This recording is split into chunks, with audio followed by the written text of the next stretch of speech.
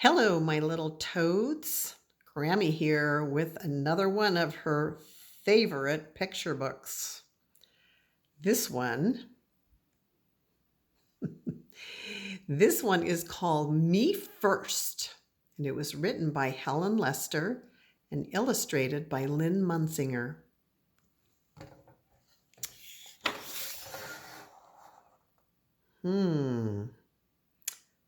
I wonder who that little witch is and what she has to do with the story.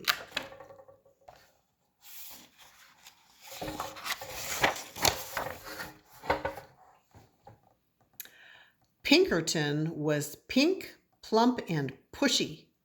He would do anything to be first, even if it meant bouncing off bellies, stepping on snouts, or tying tails. And it looks like he's doing all of those things.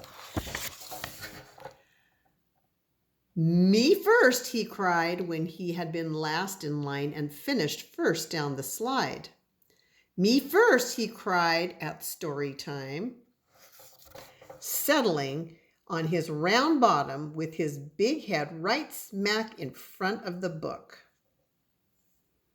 And every day at the school trophiteria, Me first rang out, and there was Pinkerton. Looks delicious. Maybe we should go to the trophiteria for lunch.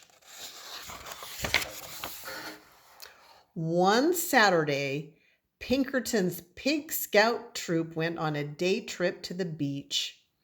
Pinkerton was the first on the bus and sat in the front row. That must be Pinkerton right there.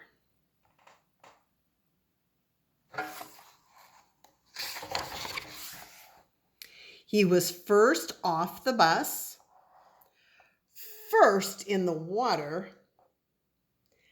first out of the water, and first into the picnic basket.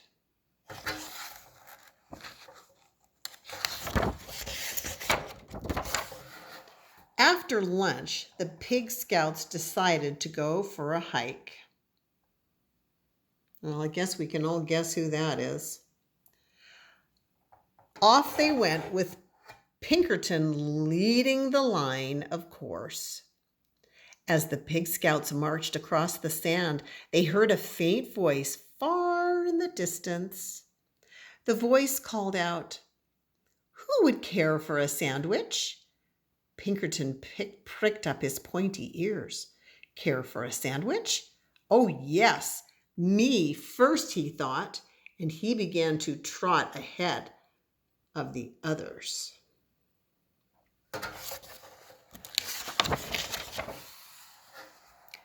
Soon he heard the voice again, closer and louder this time. "Who would care for a sandwich?" "Me first," cried Pinkerton, kicking up sand and leaving the other Pig Scouts far behind. His imagination almost burst. Peanut butter, jelly, 2 tomatoes, 7 pickles, a slab of cheese, a blob of mayonnaise, a big smear of mustard, all for me first. Who would care for a sandwich? I'm not sure I would love that sandwich, but you know. Now, at a full gallop, Pinkerton shrieked, "Me first!" Over a sandy hill he flew, and kerplop! He landed face to face with a small creature with a bump on her nose and fur on her toes. "I'm glad to see you," she cackled. "I sure could hear you coming. Me first, me first, me first. I guess you really would care for a sandwich." Uh-oh.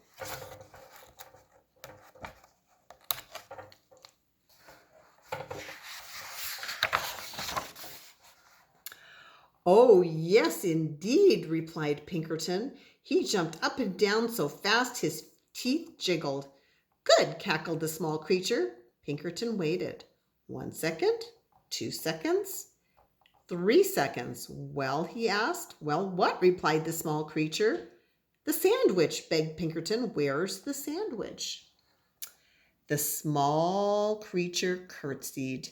You're looking at her. She went on. I am a sandwich, and I live in the sand, and you said you would care for a sandwich. So here I am. Care for me. Oh, I'm starting to think Pinkerton might be regretting this. All Pinkerton could say was, but I... Taking no notice, the sandwich continued. You said me first. You wanted to be the first to care for me. Well, congratulations. Now just come along to my sand castle. Grabbing Pinkerton by the sleeve, firmly by the sleeve, she led him around a few bends.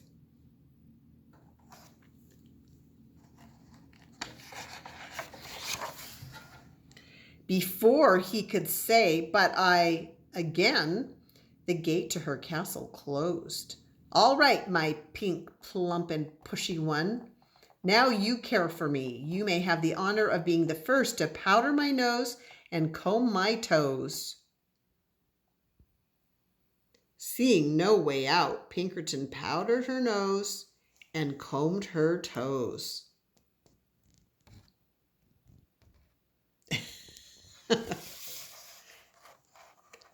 Okay, I got a couple of grandkids that I'm pretty sure are being grossed out by this right now.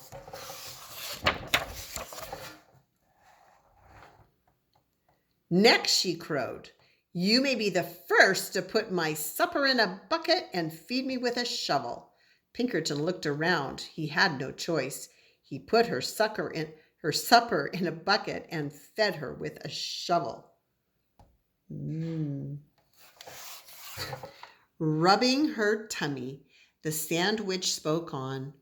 Finally, after you've had the privilege of being first to wash my dishes and sweep my castle and do my laundry and curl my hair and tuck me in, you may be the first to tell me a bedtime story.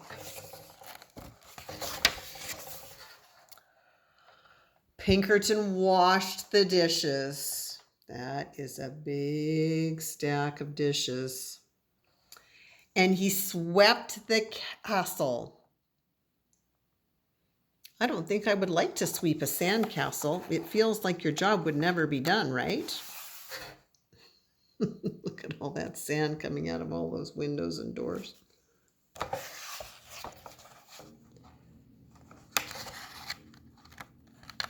Okay. I'll eventually get this.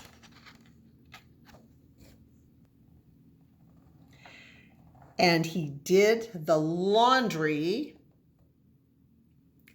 and he curled the sandwich's hair, and he tucked her into her sand bed.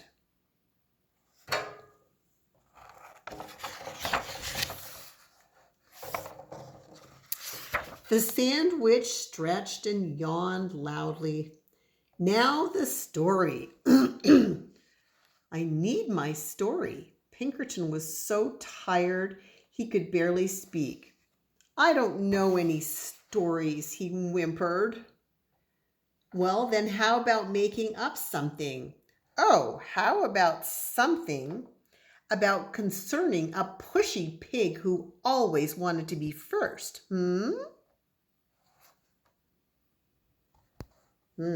would that be? Pinkerton sighed and began. Once upon a time there lived a pig who always wanted to be first until one day he met a wise sandwich. Wise and beautiful, cut in the sandwich. A wise and beautiful sandwich who showed him that first was not always the best.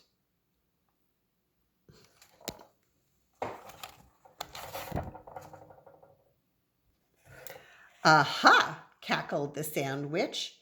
She gave Pinkerton a slow, serious, and meaningful wink. Have you learned something? Oh, yes, yes, yes, said Pinkerton. I promise I have. In that case, thanks for the care. Goodbye and good luck. She opened the gate, and Pinkerton sped off so fast he didn't even notice the delicious sandwich that she was holding out to him.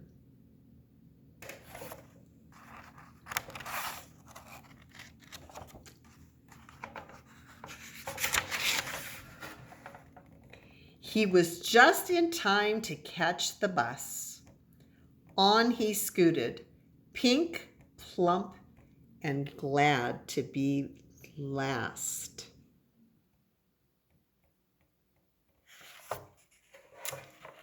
Well, I don't think any of you will ever have to care for a sandwich, but do you think that maybe there's something to be said for being willing to be second or third or sometimes even last? That it's really, really not important to be first all the time. Did you like that story about Pinkerton? I loved reading it to you.